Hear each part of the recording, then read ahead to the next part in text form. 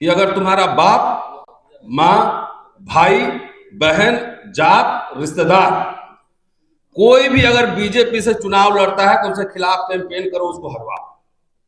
छुट्टी लो, पैसा खर्चा करो, तब हरवाओ। सीधा और सीधा ये लड़ाई है।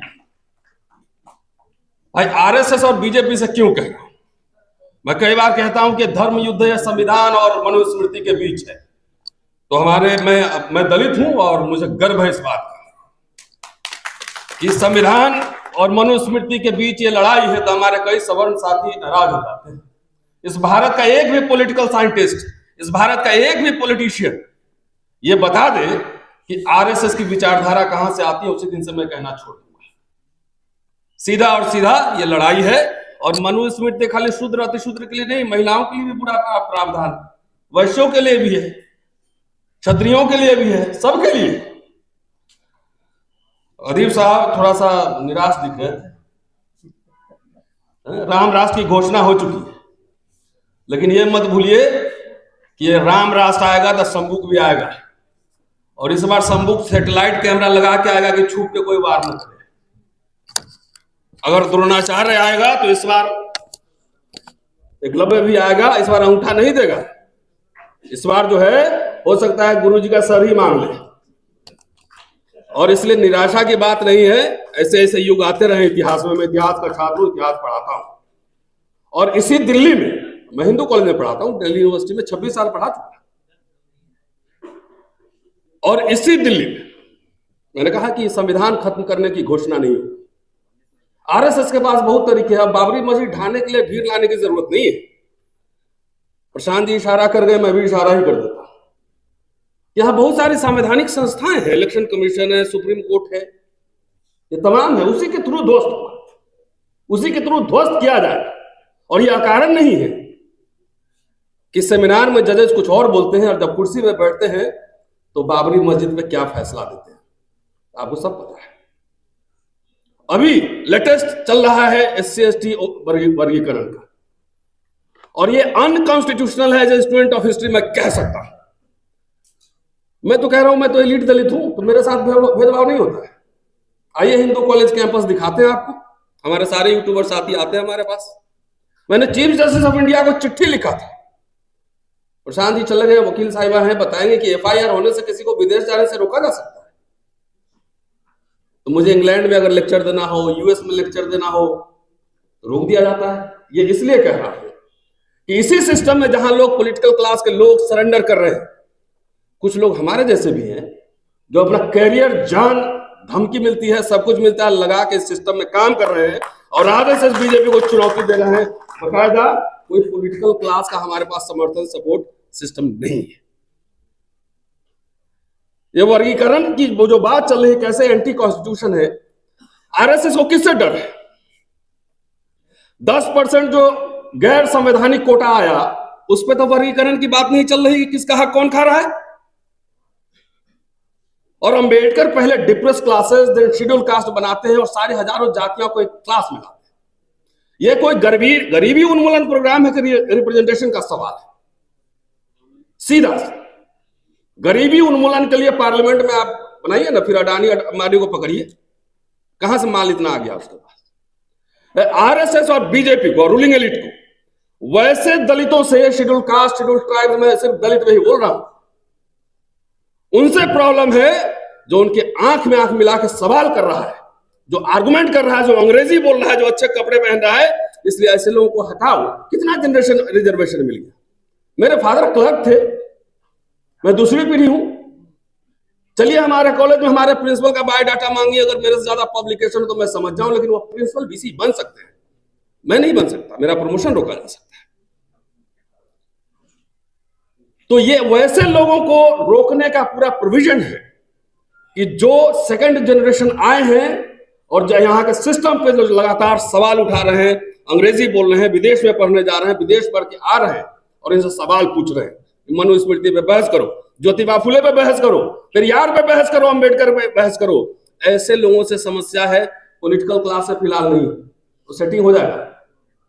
कब सेकुलर हो जाता है, कब कम्युनल हो जाता है, समझ ही में नहीं आता है। और जहां वोट मैनेज नहीं हो रहा है, इनडायरेक्टली वोट मैनेज हो रहा है। ठीक है ना? तो मैंने इसलिए शपथ दिलवाई है। एक दिन लंबा प्रोग्राम कीजिए, आएंगे तो उस दिन तबियत से शपथ दिलवाएंगे कि राम मंदिर बना क्या? बोला हाँ बना। तो उसमें घंटा बजाने तुम्हें मिला क्या मौका? तो नहीं मिला, तो वोट काहे दिया? चलते चलते एक पॉइंट में संविधान सभा से मैं माइनॉरिटी को लेकर अंबेडकर के 4 लाइन में आपको पढ़ के सुना देता हूं, और सुनिए, निराश होने की जरूरत नहीं है। आप जैसे सीनियर लोग निराश हो जाएंगे तो फिर हम लोग का क्या? लंबा करियर है। अंबेडकर ने 4 नवंबर 1949 को संविधान सभा में कहा था, वही मैं आपके सामने रखना चाह रहा हूं। और माइनॉरिटी के लिए कहा था, माइनॉरिटी का मतलब मुसलमान खाली नहीं होता है। अरे अभी तो देश में चल रहा है, तो दलित पिछड़ों को मैं रोज समझाता हूं कि मुसलमान और ईसाई तो बहाना है, असली निशाना तुम्हारा ही। इलेक्शन के दिन जाता है, कहता है कि सारे मुसलमान विदेश चले जाएंगे और नवाब साहब की हवेली तुमको मिलने वाला है, जमींदारी मिलने वाला है। उसको गुदगुदी लगता है, रात में सपना देख के सोता है। जो संविधान से मिला था अधिकार आरक्षण, वो तो खत्म कर रहा है, और जहां अपने नहीं होता वहां कोर्ट के थ्रू खत्म करवाता है। अंबेडकर ने संविधान सभा में कहा था, अल्पसंख्यक को जो राइट्स दिए गए थे, कि अल्पसंख्यकों को सहूलियत देने जाने का जो निर्णय संविधान सभा द्वारा लिया गया है, मेरी राय में वो सही है। इस बारे में बिल्कुल संदेह नहीं। इस देश में अल्पसंख्यक और बहुसंख्यक दोनों ने गलत मार्ग अपनाया। अल्पसंख्यकों के अस्तित्व को नकारना बहुसंख्यकों की गलती है, और अल्पसंख्यकों को अल्पसंख्यकवाद अपने सीने से लगाए रखना यह भी उतना ही गलत है। दोनों उद्देश्य साध्य हो, इसका उपाय किया जाना चाहिए। कोशिश यह की जानी चाहिए कि किसी समय अल्पसंख्यक और बहुसंख्यक एक रूप हो। धर्मांधता की भावना, आरएसएस बीजेपी क्या कर रही है सुन लीजिए, वो एग्जाम्पल दे रहा हूं। धर्मांधता की भावना को बल देकर अल्पसंख्यकों को दी जा रही सहूलियतों का विरोध करने वालों को मैं 2 बातें बताना चाहता हूं। 2 बातें। पहली बात तो यह है कि अल्पसंख्यक विस्फोटक शक्ति होती है, विस्फोटक शक्ति होती है। उसका विस्फोट होने से पूरे राज्य के बिखर जाने का खतरा है। मोदी साहब सुन लीजिए, मैं नहीं कह रहा हूं, अंबेडकर 4 नवंबर 1949, हिंदी का वॉल्यूम 40 है, अंग्रेजी का वॉल्यूम 13।